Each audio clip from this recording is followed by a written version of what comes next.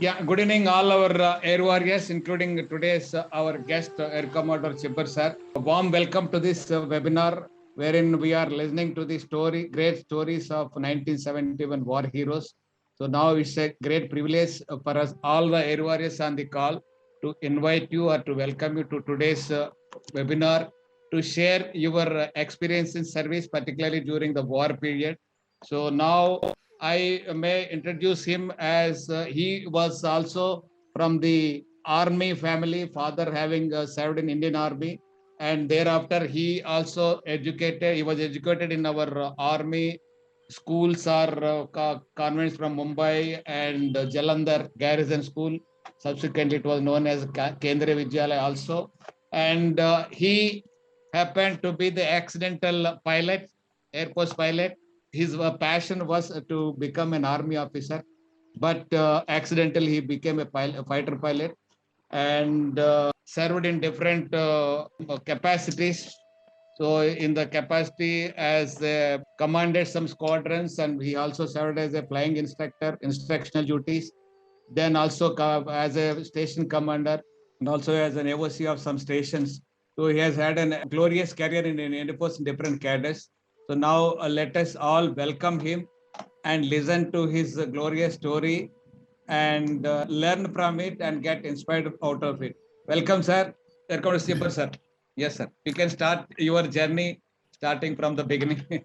Thank you very much, first of all, for inviting me to be on this program. I am deeply privileged and honored to be here and sharing my journey in the Air Force with all of you. There are very illustrious seniors of mine who are there on this panel, and I salute them for whatever guidance that I received from them during my stay in the Air Force. And I also salute all the people who served with me, and some kind of contribution from them also was there towards my reaching the stage of an Air Commodore in the Indian Air Force. So I'll start with my journey from my childhood when I was a small boy. My father was in the army, and the army environment as such was so invigorating that I was motivated to be in the army. A military band or some soldiers marching would always put some kind of a surge in my mind that I need to be something like that. And I followed that so religiously that when I appeared for NDA examination, my first choice was Army, second was Navy, and third was Air Force. Ended up with the last choice.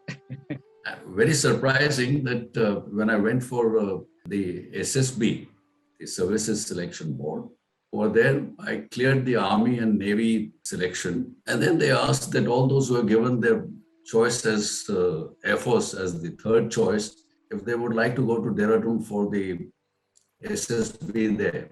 And I volunteered to go there. Maybe my destiny was to take me there.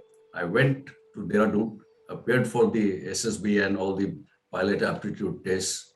And when I came back home after that, and I found that when the results came out, I was relatively higher placed in the Air Force results in the merit list than in the Army and Navy.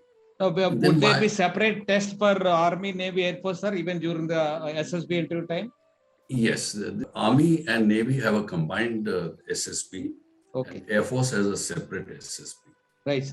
So when my call-up letter came for joining the National Defense Academy, it came in as an Air Force pilot. Okay. As an Air Force cadet. Okay. That is why I call myself an accidental pilot, because I had no dream of becoming a pilot in the Indian Air Force as a child. As a boy, I had no dream of joining the Air Force. Yeah. So it was just that some force was wanting me to join the Air Force. Okay. So when I came to India, people like SS Krishnamurthy, a very good friend, and we were in the same squadron, and he was an Air Force cadet. Okay. I was an Air Force cadet, and like that we had many more friends who were from the wanting to join the Air Force. Seeing all them, even though I had a choice to change my service in my third term, I did not because of friends like Krish and others.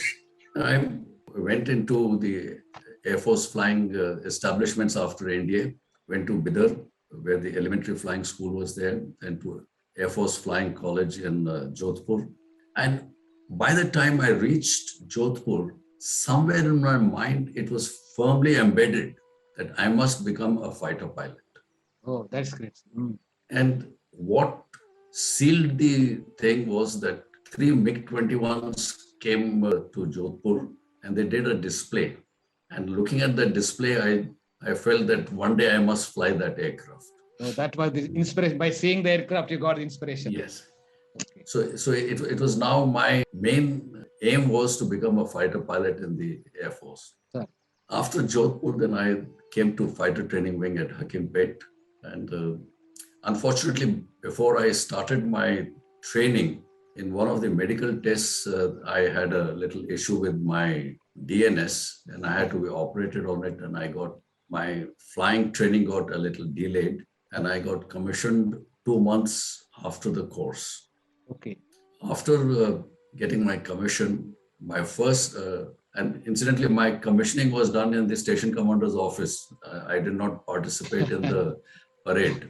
Okay. So it was in the station commander's office where Group Captain Newport that time was the station commander. Okay. And he put the wing on my uniform. And then I went to my first squadron after a little stint on Hunters in OCU. I went to my first operational squadron, that was 24 Squadron, equipped with NATs. NATs, okay. We had just about started flying when there were signs of some engagement with Pakistan. And our squadron, as a part of the reorientation or reorganization of forces of Eastern Air Command, was sent to Tezpur. When did you go there, sir? When did you go to the squadron? I went to the squadron in February 1970. Okay. And in August 71, sir, our squadron moved to Tezpur. Tezpur, yes, sir. In Tezpur, while we were settling down, we were told that now we need to have a detachment at Kumbhigram, because that would be our operating base in case of war. Okay. So a detachment was sent to Kumbhigram, and which was essentially a helicopter base. The NATs would be operating from there in case of war. Okay. So in October 71, we moved to Kumbhigram and we started our preparations over there. And as things worked out, on the 3rd of December, the war broke out, and our main squadron, which was there in Tezpur, it moved into Kumbhigram, and this squadron started flying missions towards close air support with the army, and also some targets to be neutralized independently by the squadron. Okay. Unfortunately, I was UT Ops at that time, and I could not participate in any flying missions. Okay. But we were 2-3 of us who were part of the support system for the squadron. Sure. And we would ensure that the aircraft are turned around in time, they are rearmed in time for the mission, the next mission, okay, etc. So that was the role that we had. Supporting role. Yes. Yes.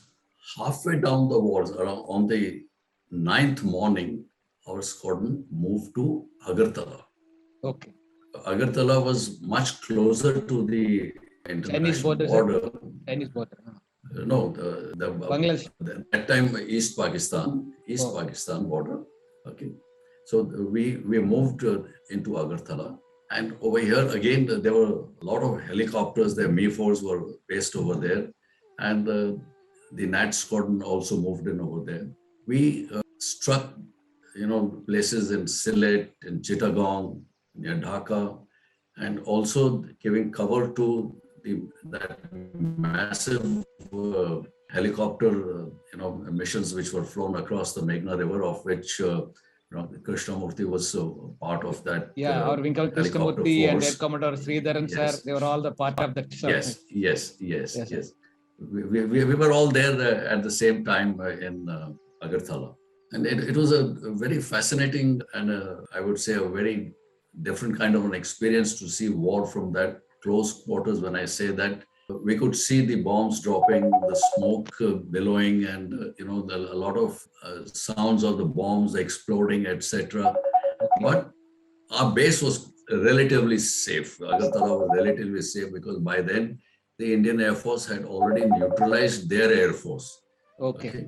And then we continued there till So, about, sir, where were you, sir, on 22nd November when our pilots struck 3 of their Sabre jets, sir?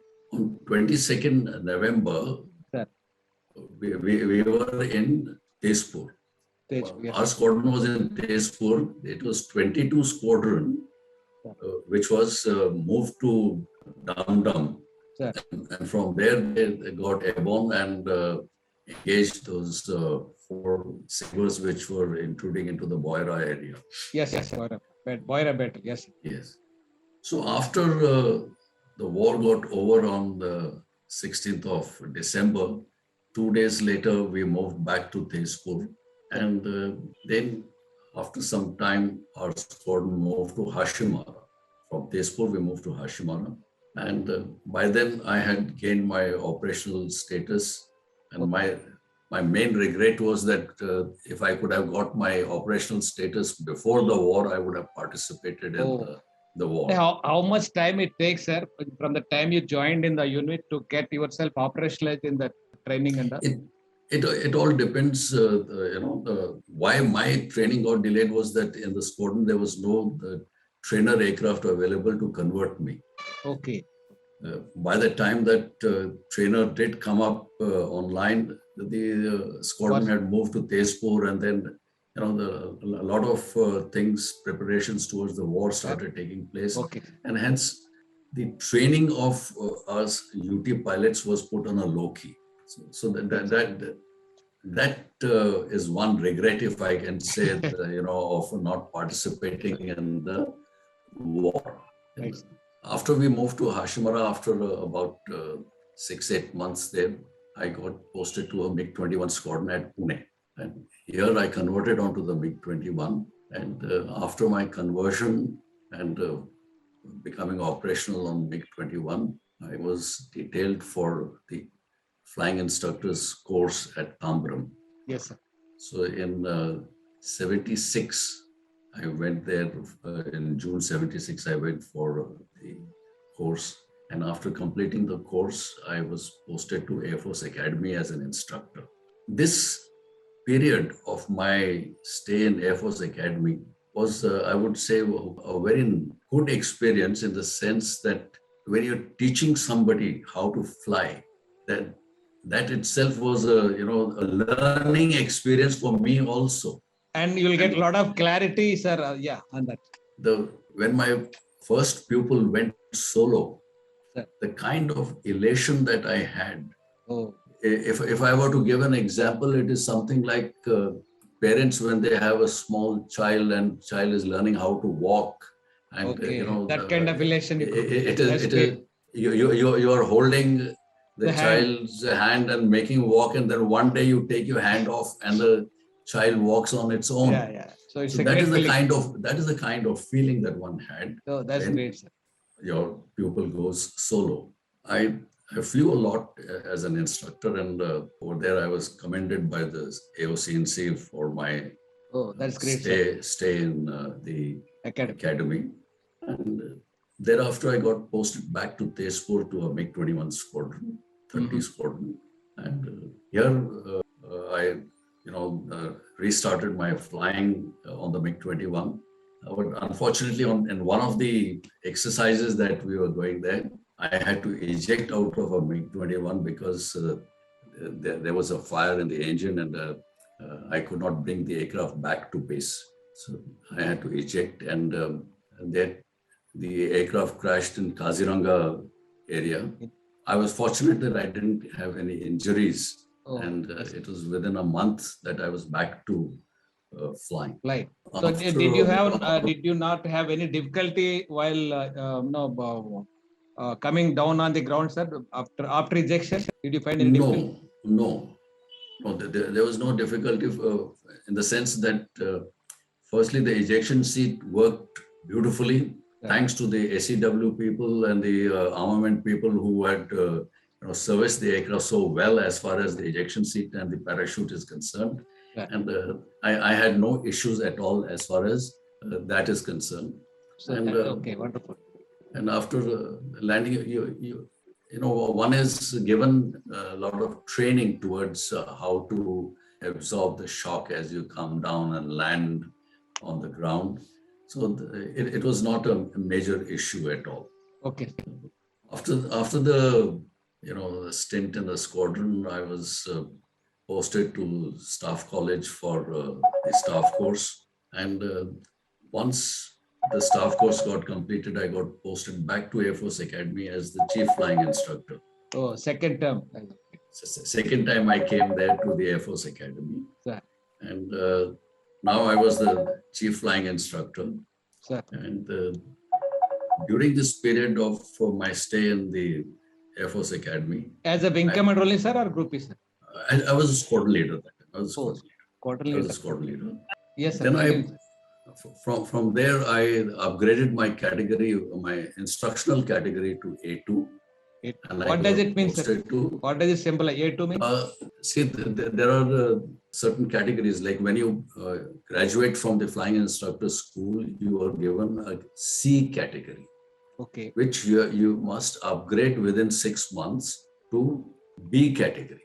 Okay. And once you have a certain number of hours, 300 hours of instructional, then you can appear for upgrading to CAT A2. Okay. A2 and A1 are the CAT A categories, and A1 is the top. Very few people in the Indian Air Force reach that stage of A1, and so once you get that A2 category, it was that means that now you're eligible to be an instructor at the flying instructor school. Okay. Yes. So I got posted to the flying instructor school. I was there for 1.5 years, where I flew both the Kiran and the HT2 aircraft. I instructed on that. And after 1.5 years, I was sent as the flight commander to an Ajit squadron in Kalaikunda. Okay. That is where I came in close contact with Group Captain Das, who was the coup over there. Oh, and, okay, sir. He's on the call. He was a very great personality in Kalaikunda. So inspiring, sir. He narrated his story the other day. Yes. It's really an inspiring one. Yes. Yes, sir. So I stayed there in the squadron 1.5 years again in the Ajit squadron as a flight commander. And then I got promoted and I came to College of Air Warfare as a DS. And I served there as a DS. DS stands for, sir? Directing staff. Okay, directing, yes. I was there, and that's where I came in touch with our colleague here who, mentioned about being in the orderly room over there as the class AD. Yeah. Okay. Yeah. And it was nice. Stayed 2 years over there, and then I was selected to command a squadron, a fighter squadron in Hashimara, 52 squadron, and I had 1 year stint as a CO of 52 squadron in Hashimara. Then the squadron moved to Bagdogra. Okay. And 1 year in Bagdogra. So during this period, my squadron was adjudged the best fighter squadron in flight safety aspects in the entire Indian Air Force. Oh, that's great, sir. When was it, sir? When were you there in Bagdogra? I was in Bagdogra from 89 January to December. Okay. 90. Not 80. Yeah, I was also 90. There. I was mentioning I was also there. Yes. 257 SU during the same time. Okay. So nice. Yes, sir. After I finished my stint as the CEO of the squadron, my 2-year tenure, I was posted to Air Headquarters as staff officer to AOP, and that time Air Marshal Jai Kumar was the AOP. Sir. And then along with him, when he got posted as SASO WAC, I moved with him. And in the meantime, I got promoted to group captain. And I was sent to 35 Wing, Suratgarh, as the station commander. I had a longish stint there as the station commander for 2.5 years. Sir. And on completion of that, I was sent as the chief instructor to Bidar. So back to the training environment. Now, continuously one instructional duty, one operational duty kind of thing is going Yes, yes. Okay. So during this period of my stint as the chief instructor, we raised the Surya Kiran aerobatic team. And I was part of the supervisory staff, which was there to see its initial stages of formation. And it was very nice interacting with the Surya Kiran also. And I flew a couple of sorties in those, formation aerobatic sorties. It was nice, a very, very good experience. And the team went on to become one of the most sought after aerobatic teams in the world. In fact, I could say. That's great, sir. After my stint in Bidar as the CI, I was promoted to Air Commodore and I got posted to Southwestern Air Command as the Air One. Air One, okay. During this period of Air One, we also moved the entire command from Jodhpur to Gandhinagar. When was it, sir? When was it? This was in 98. 98, okay. 98, we moved from Jodhpur to Gandhinagar. And I was also part of the team which organized two firepower demonstrations at Pokhran.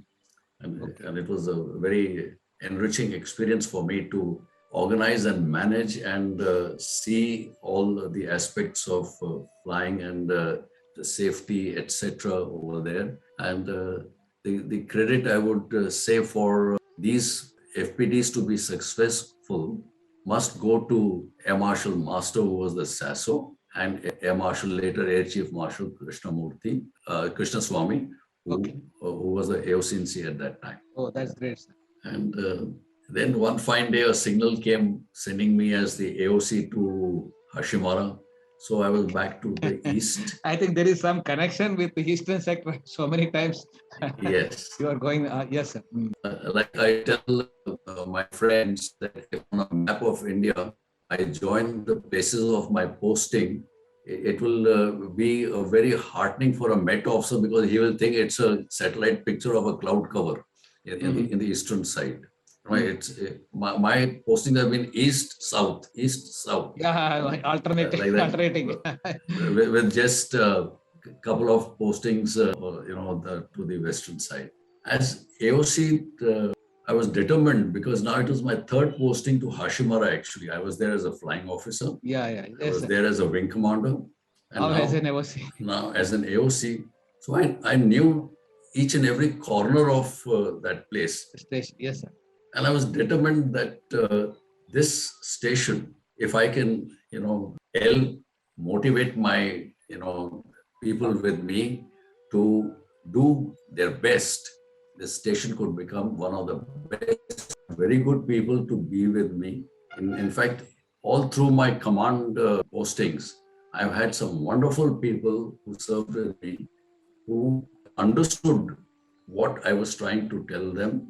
And they executed those plans, so beautifully that the end result was that Air Force Station Hashimara. Now, sir, can we say that it was the reflection of your own nature? Maybe my colleagues they reflected into me, that's what I'm saying. Yes, sir. So if we are good, then whole world looks good. My main aim was that, one must evolve as a good leader. Yes. And I had made certain points that I said I must follow so that if I follow those points, I could become a good leader.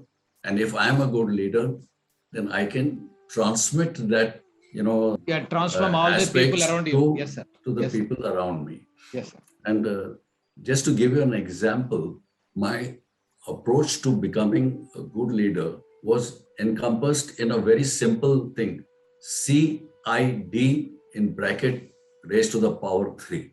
I will explain this. That means 3 C's, 3 I's, and 3 D's. The first C was competence. You have to be competent. If you have to be a good leader, you have to be competent. Without competence, without the knowledge, without the kind of expertise that you expect out of others, you have to have in you. So if you have that competence, you will be a good leader. Then the second C is courage. You must have moral courage as well as physical courage. If any one of them is lacking, you cannot be a good leader. And then the third C is character. Your own character has to be good. You cannot be a person with loose character and then trying to force people to do something which you yourself are not able to do. So you have to be of a good character. The 3 I's. First I is integrity. You must have, your integrity must be of the highest order. If your integrity is low, you're finished. Then you must exercise good initiative and you must innovate. Initiative and innovation are interlinked. And once you do that, you will be able to ensure that the people along with you also understand that. Yes. And then the 3 D's, you have to have determination. You have to be dedicated. And of course, you have to be disciplined.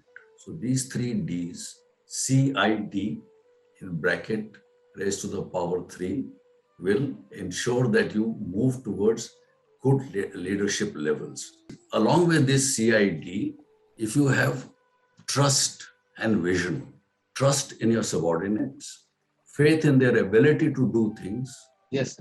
and a vision to see how far you can go. A lot of people, I always say in lighter vein, most of us have got good eyesight, but poor vision.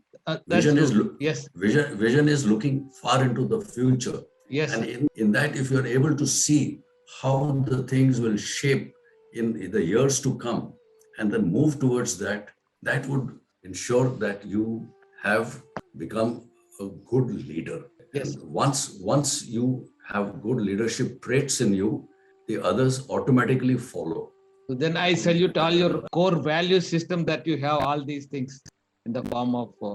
I tried my level best to follow all these things, and maybe somewhere down the line I was successful, because after my stint at Hashimara as the AOC, I was awarded the AVSM, which yeah, that's what, sir. So then we salute you, sir, for your distinguished services in this domain. So as you rightly call it, with your proper core value system to transform yourself and all the people around you also. And I must say that the people, I cannot pinpoint any single person who did not agree with what I was saying.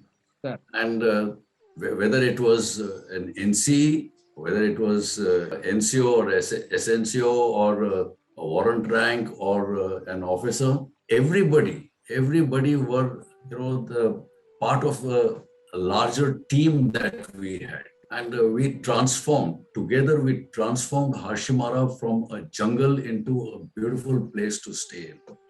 Okay. And I was very happy. Some people from Air Headquarters, they told me that the CAS had visited the station. And after he went back to Delhi, he would speak about Hashimara, and I felt very great that my team worked so well that today it is being talked about. Oh, that's great, sir. That gives a lot of satisfaction also to you as being the leader. Yes, sir. Like Napoleon said that he wants he doesn't want good generals, he wants lucky generals. Yeah, luck also sometimes. I think I was a lucky general with so many good people to work with. But why can't we say you are not the lucky general, but you are a visionary general? a lot of I vision. mean, I With a vision towards the I future. thank you for having those thoughts in your mind, Sir. and I do hope that I was In able fact, we to salute for achieve. your. Sir. I was able to achieve what I had set out to do. Sir. After my stint as AOC, I was selected for the NDC course, that is the National Defense College at Delhi. Delhi, yes, sir. And after the course was completed, I got posted back to Air Force Academy as the Deputy Commandant. I think, sir, when you were posted in the Shillong as an AOC, I think you were posted on the day the Kargil war broke out, something like that. That's right. That's right. Yes, sir. I arrived in Hashimara on 26th of May 1999. That is the Yeah. day the balloon went up. And unfortunately, or fortunately, I would say, the squadrons which were based on my station, there were two MiG-27 squadrons, and both of them moved out to the west to their op locations to assist in the operations towards the western side. Correct. Yes. And so, for good about 3-4 months, there were no aircraft on my station, because all of them had moved to the western side. So now I came back to Air Force Academy as the Deputy Commandant. This is the time when the academy itself was going through a lot of changes, and the women officers started coming in. I mean, women cadets came in over there. The engineering cadets also started coming there. The medical cadets also started coming. So in all the branches, all branches, they would come to Air Force Academy first and then go out. So how did you? I mean, how did Air Force Academy manage these women candidates? Were there any difficulties in managing? No, there were no difficulties at all, and I think the age group that was there in the women and the male cadets, the age group was such that they were at a certain level of maturity where things did not go out of hand. Okay. So it was a very nice experience to have the women cadets also. So were they also on par with the male candidates, sir, in all activities? Absolutely. I did not find any difference in their approach or attitude towards training. They were absolutely as good as the male cadets. There was no leeway given to them. Okay. I must also share something with you that in my stint as station commander at Suratgarh, I took up the case with command headquarters for projecting in the commanders conference that warrant ranks in the Indian Air Force should also be saluted. Oh, okay. First time I put it up, it was rejected. Second time I put it up, they said, okay, we'll send it to Air Headquarters. Okay. And I didn't hear about it till the time I came to Bidar as a CI. And I saw a signal which said that with immediate effect, warrant ranks would be saluted by all personnel below their rank. Okay. I had said from JW onwards, but Air Headquarters. On par with JCOs, sir. Yeah. On par with JCOs and the CPOs and the Navy. Sir. So I thought that was a good thing to happen, where the warrant ranks were given that kind of respect. They deserve, respect. Yes. But were there any reactions, sir, for that from SNCOs or NCOs for that? No, initially, whenever a change comes up, yes, there are teething problems. Okay. So some people would not salute. Somebody would, turn away. So all sudden change. Okay. Yeah. But as the time passed by, things improved, and that became normal.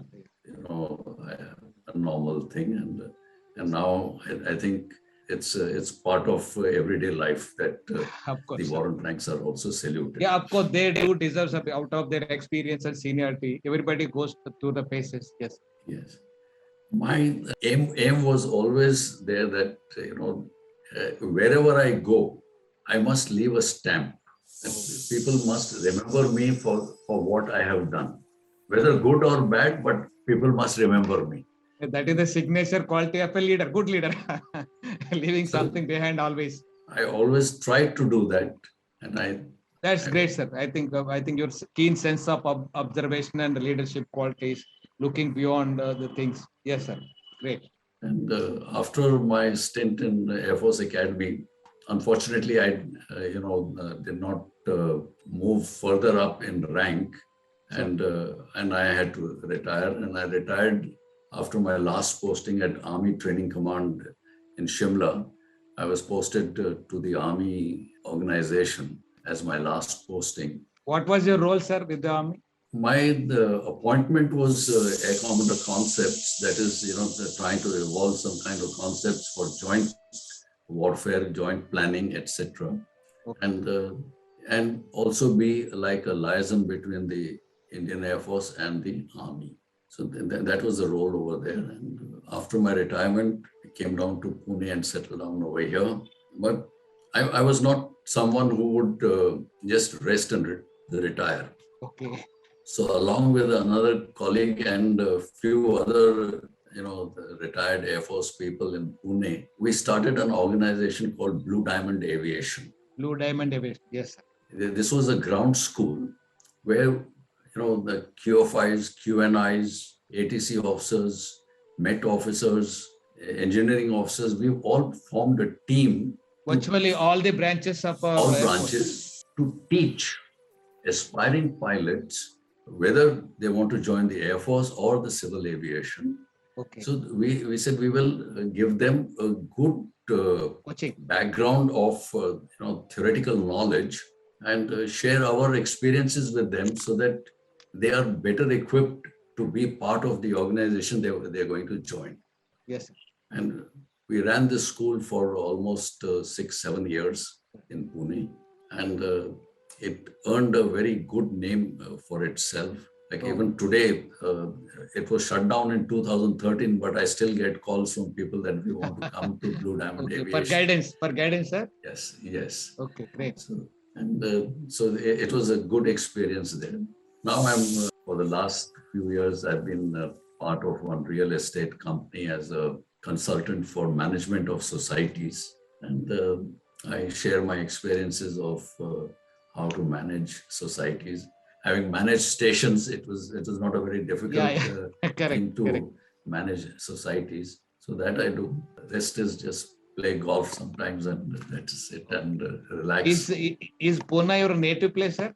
No, I belong to the north, but I stayed in Pune for a long time. Apart from being in the NDA, my father, who was in the army, he was posted here, and unfortunately, he passed away here while in Pune. But my mother and my siblings, they continued to stay here till the time they finished their college. And something like I became an accidental pilot, I've become an accidental Maharashtrian now. No, not only you, sir. I think we have seen many officers getting resettled. I mean, settling down in Pune, sir. What could be the reason? Oh, it's a beautiful place. In fact, the weather-wise, it is one of the best places to be in the country. And of course, now it has become congested, but 15, 20 years back, it was a very nice place as far as everything is concerned. Not very expensive. A lot of facilities are there. The command hospital is there. The ECH is one of the best, I think, if one goes by what one hears in, other places. The other day we have seen the pictures of that entire building and all those things. It's education-wise, like my children were studying here. So education-wise, it is an educational hub. Okay. Medical-wise, it has got a lot of facilities. So for a retired person, what does he need? He needs good medical, facilities available close by, and some recreational places. So we have our, areas where we can go and enjoy ourselves also. So it's a wonderful place, and many retired people, not necessarily Maharashtrians, have settled down in Pune because of this factor. Oh, that's great, sir. So what about your family, sir? I think you got 2 daughters. Yeah, I've got one wife and 2 daughters. Both my daughters are married. One is married and she lives in New York along with her husband and a son. Okay. My other daughter, she is married to a person who lives in Kunur, near Staff College. Sure. and he's into the tea industry. Okay. So and they got one wonderful daughter. So I've got a grandson and a granddaughter who keep me busy. And just to keep them busy and Okay. myself, I also started narrating stories, recording them and putting them on Instagram. I put them under the handle of Nanu's Story Time. Okay. And I try and keep all the children engaged that way. Yeah, you must be a great storyteller. The way you articulate your experiences, they tell us a lot. Apart from being a good leader, you are a great storyteller also. And in this entire period after my retirement, I found my aptitude for writing. So I even published 2 books. Oh, that's One is, great, sir. Great. well, my first book was Raindrops, which is a collection of short stories based upon my experiences in the Air Force. Okay. And the second is called Accidental Pilot, which also narrates the story how I became a pilot. And, is it also a collection of short stories or yes, kind yes, of both a collection of short stories. Okay. Yes, a mix of Air Force and fictional stories. What did motivate you to write the book, sir? Frankly speaking, when I was in the Air Force, I used to write regularly for the Flight Safety magazine. Okay. Some articles or other. It's your habit, yeah. So I was in the habit of writing, which remained dormant towards the latter half of my service career. And once I retired, now I had the time on my hands, so I decided to write. And one of the publishers, he saw my stories on Facebook. Okay. And he said, "Why don't you publish them?" So he took my stories and he published them, and that's how. Yeah, it's a great again learning, again going back to our own life, back to the journey, connecting the dots, understanding, reflecting upon our own journey in Info. It's a beautiful journey, sir. I also had the opportunity of reflecting on my own life by writing my own autobiography. It's a beautiful journey altogether. Yes. So how do you feel, sir, after writing it? How do you feel about the journey of writing itself? Oh, it's very interesting because when you start writing, you're going to compose those thoughts in a little logical manner. Yes. And put them across in a very easy writing, not using bombastic words or something. Yeah, simple and simple. It should be simple language, and that's what I tried to do while writing my stories. That they're as simple to understand by anyone, from a child to a grown-up could read those books and understand them. So, of course, you have had a beautiful journey in Indian Air Force, starting as a cadet and reaching up to Air Commodore level, having seen operational, instructional, directional, all kinds of duties also, and proving yourself to be the worthy leader of all our fraternity during Air Force. I must say that in this journey of 35 years that I had with the Air Force, I was fortunate both ways to have good, the leaders above me who taught me the right things. And I had good subordinates and my colleagues who, understood what was required of them. And they produced everything in a very great manner, which, like I say that it's a very unfair system that the boss gets all the credit, whereas the actual credit is with the people who have executed everything. Of course, the credit goes to them. But sir, as you rightly said, so you're absolutely right when you said people above and below are on par with you. Also, everybody cooperated with you for your smooth journey. And that is where the greatness of Air Force remains, sir. To be, a kind of influence, the power of influence it creates in our mind, so that we can also seeing other people we would like to get inspired and grow. And particularly people like us, like airmen part of it, seeing you officers and doing in a particular way, taking it as an aspect, a kind of inspiration, and striving our best to become something, to be best version of ourselves once we come outside. And that's where so many people became IAS, IPS, and vice chancellor kind of people, including a high court judge. So then we all should, we all remain grateful to the Air Force for the amount of inspiration or training or the environment it creates for towards our growth. It's really